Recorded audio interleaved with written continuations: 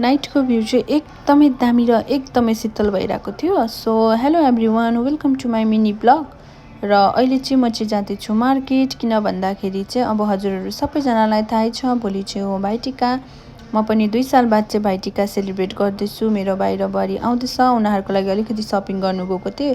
Shopping भन्दा पनि सबसे इम्पोर्टेन्ट थियो फुल। यहाँ चाहिँ थुङ्गे फुल पाउनु एकदमै साह्रो पर्छ र म चाहिँ 2-3टा दोकानहरू गएर नपाएर चाहिँ फाइनली यहाँ चाहिँ पाएर म चाहिँ लिँदै थिएँ फुल।